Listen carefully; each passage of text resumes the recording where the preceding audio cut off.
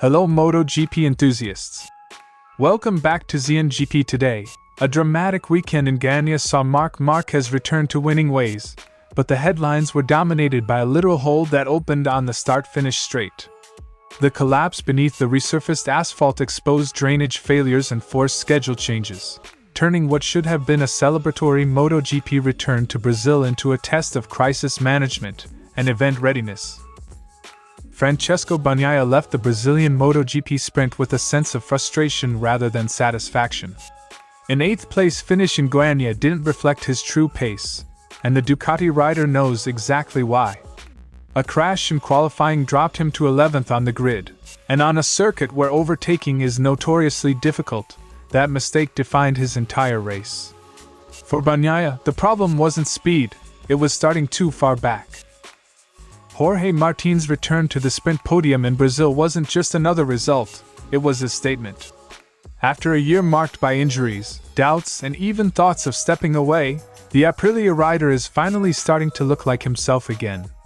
3rd place in Goiânia ended a long wait since his last sprint podium in 2024, and more importantly, confirmed that his speed and belief are coming back.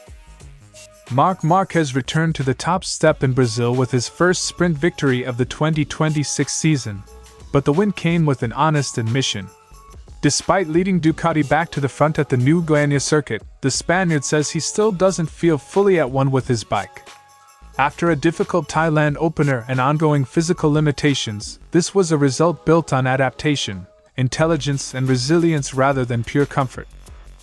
Don't forget to click subscribe button and the bell icon for MotoGP news update.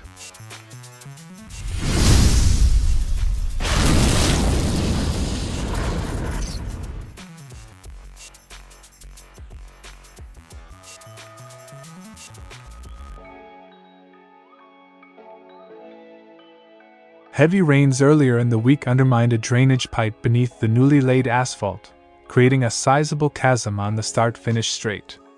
The defect appeared after qualifying, sparing on-track riders but prompting an urgent intervention from the promoter, FIM, and local organizers.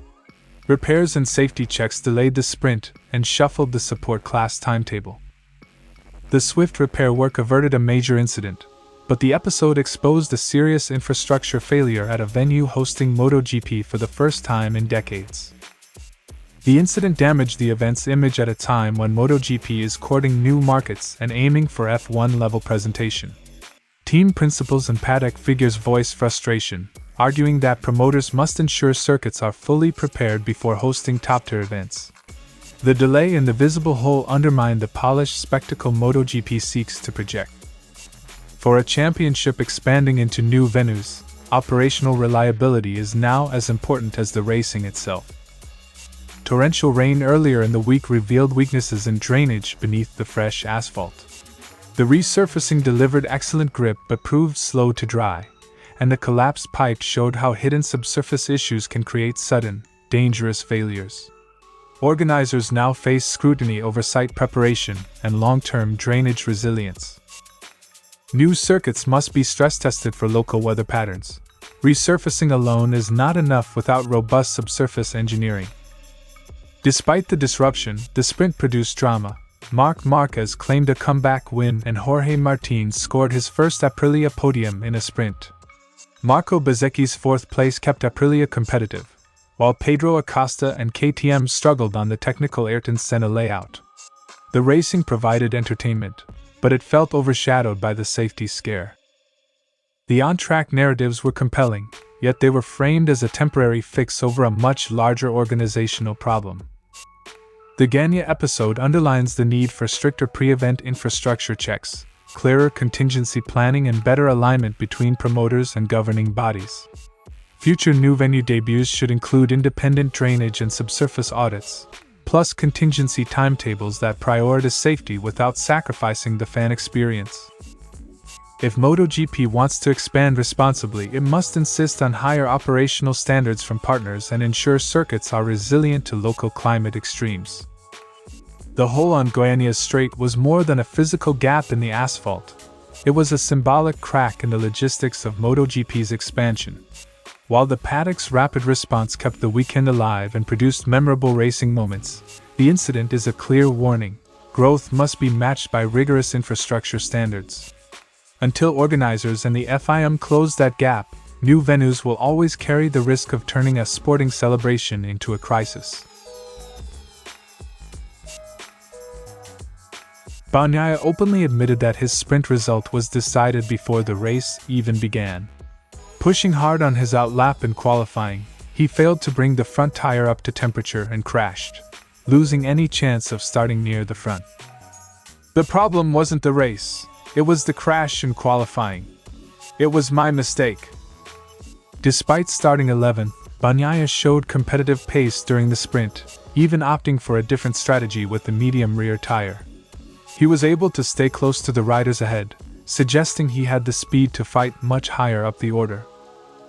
A key part of his race was being trapped behind Marc Márquez for multiple laps. Bagnaia felt faster but couldn't find a way past, highlighting just how difficult overtaking is at the Goiânia circuit. I was definitely going faster than Alex, but I never found any space to overtake him.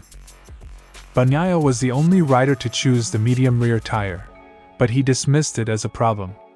In fact, he felt consistent throughout the race, even if he lacked a bit of performance in the opening laps.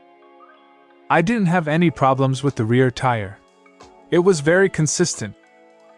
After his qualifying fall, Bagnaia admitted he approached the sprint more cautiously. While he might have been able to push harder in battles, he chose not to risk another mistake on a track where conditions were still tricky. Maybe I could have been more aggressive, but today it was easy to make a mistake. Sometimes limiting the damage is the smartest move, even if it leaves points on the table. Looking ahead to the full race, Bagnaia remains optimistic. With stronger pace over longer runs and more laps to work with, he believes he can recover, but only if he gains positions early, before the race settles into rhythm. The important thing will be to overtake 5 or 6 riders in the early laps. In a 31-lap race, opportunity returns, but only for those who seize it quickly. The day was also disrupted by a major issue on the main straight, where a hole in the asphalt caused delays and raised concerns. Bagnaia acknowledged the effort to fix it, but hinted that the circuit may not have been fully ready for MotoGP. Maybe they weren't exactly ready to welcome us, but the track is beautiful. Francesco Bagnaia's Brazilian sprint wasn't lost on pace. It was lost on Saturday morning. A single qualifying mistake forced him into a recovery race on a track that punishes those starting behind. Yet the positives remain: strong rhythm, solid tire performance, and a clear understanding of what went wrong. If he can combine all of that with a better start on Sunday, the comeback he missed in the sprint could still arrive when it matters most. Martin's third place at the Brazilian sprint carried emotional weight. After everything he endured in 2025, crashes, injuries and recovery, simply returning to the front group already feels like a victory. This podium feels really special after everything I've left behind. Some podiums are about trophies. This one was about survival and comeback. Martin explained that his biggest gain isn't just physical recovery, but mental clarity. Each time he rides, he better understands what he needs from the bike, a key step in adapting to Aprilia after his Ducati years. Every time I get on the track, I understand better what I need. That growing connection between rider and machine is often the first sign of a full comeback. Perhaps the boldest claim came when Martin assessed his own level. Despite the long road back, he believes his riding is now as strong, or even stronger, than during his 2024 title-winning season. Riding-wise, I'm back. I think I'm at the same level or better than in 2024. Confidence like that doesn't come lightly. It reflects real progress behind the scenes. While his riding is back, Martin admitted his body still isn't fully there. He estimates he's missing around 5% physically, but is confident that full fitness will return soon, possibly within the next few races. I'm missing 5% physically, but I know I'll get to 100%. In MotoGP, even small physical gaps can matter, but Martin is closing that final margin. On track, Martin had to fight his own teammate, Marco Bezzecchi, overtaking him mid-race to secure the podium. Off track, however, the relationship remains collaborative, with both riders sharing data daily to push the Aprilia project forward. Marco and I work well as a team, but on track, everyone goes their own way. Martin reflected on just how far he has come, revealing that only months ago he was in such a difficult state that even basic daily tasks were a struggle. That context makes his return to the podium even more remarkable. "A few months ago I couldn't even eat. My girlfriend fed me." Despite the progress, Martin remains realistic. He knows there is still a gap to Ducati and that more work is needed to consistently fight for wins. For now, his focus is on closing that distance step by step. There's still a lot of work to do to catch up with the Ducatis. Jorge Martin's Brazilian podium was more than a result. It was confirmation that his comeback is real. The speed is there, the confidence is returning, and the final physical pieces are falling into place. He may still be chasing Ducati, but the version of Martin that conquered MotoGP in 2024 is no longer a memory. It's back on track, and getting stronger with every lap.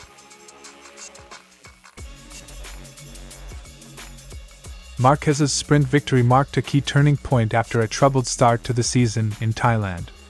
It was his first sprint win since Montmello last year, and the 16th of his career, bringing him level with Jorge Martin at the top of the all-time list. The race didn't come easily. Fabio Di Giannantonio looked strong early on, but Márquez stayed patient, studying his rival and gradually closing the gap before making his move in the final laps. "It's a very important victory, because I struggled in Thailand. I wasn't expecting it. I felt better towards the end, and that mistake definitely helped me." More than just points, the win restores belief, both for Márquez and Ducati. It was a calculated race, not domination, but precision under pressure. Márquez revealed he studied Ducati data to understand where others were gaining time, particularly Di Giannantonio. However, instead of copying directly, he adapted the information to suit his own riding approach. The decisive moment came when Di Giannantonio made a mistake, running onto the dirty part of the track and opening the door. Márquez admitted that without that error, he might have faced a risky overtake similar to Thailand, where he was penalized. "I tried to understand what he did best, without copying, but adapting everything to my style. If Fabio hadn't made a mistake, I would have had to brake like in Thailand, and after what happened there I would have thought twice." That balance between data and instinct is what allows Márquez to evolve without losing his identity. Experience and recent lessons shaped his decision-making when it mattered most. Despite the victory, Márquez was clear: he is not yet riding naturally. The lingering effects of his shoulder injury continue to limit his movement and fluidity, forcing him to adapt in ways that don't feel instinctive. Márquez acknowledged progress compared to Thailand, but stressed that this is only part of a longer process.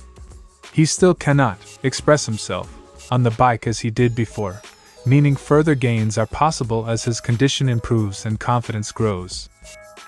"I'm stiff, not very flexible, and I'm making movements that I still can't fully understand. I can't feel as natural on the bike as I did last year. I've made a step forward here, but I have to keep pushing." Winning without full comfort is impressive, but also a reminder that there's more potential still locked away. For rivals, that's a warning. This version of Márquez is winning, but not yet at his peak. Marc Márquez's Brazilian sprint victory was as much about intelligence as it was about speed. He managed the race, learned from his rivals and capitalized on the key moment, all while riding below his own ideal level of comfort. If this is Márquez still adapting, the rest of the grid will be watching closely. Because once everything clicks, the gap could grow even wider. Thanks for watching ZNGP Today, and this is your MotoGP news update. And see you next time!